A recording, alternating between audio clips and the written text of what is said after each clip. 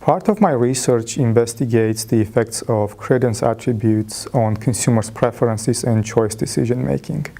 Credence attributes inform about product characteristics such as country of origin or production processes such as organic that consumers cannot determine when purchasing or even consuming a product. Credence attributes are communicated with labels, which leads to the next research question, and that is, what are the visual cues that influence consumers' choice decision-making?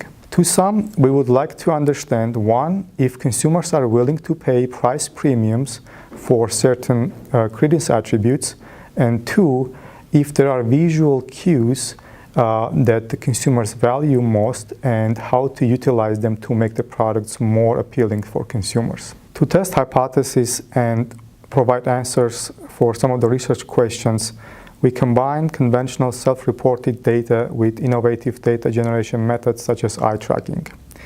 We use experiments which help us to easily manipulate with product information, attributes such as images, price, labels.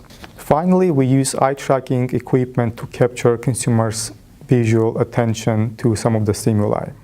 By combining visual behavior and stated preferences, we can then analyze and estimate the relationship between visual attention, preferences, and willingness to pay for certain attributes.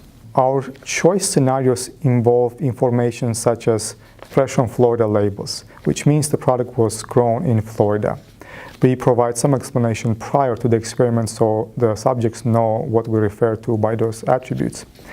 What we find is that, on average, the consumers are willing to pay approximately $7 premium for Florida-grown ornamental plants. However, what we also find is that over time, if you show the label over and over, we observe less attention paid to the image, and which means that they get used to the label, so they pay less attention. However, they are willing to pay for those products premium that include the attribute itself.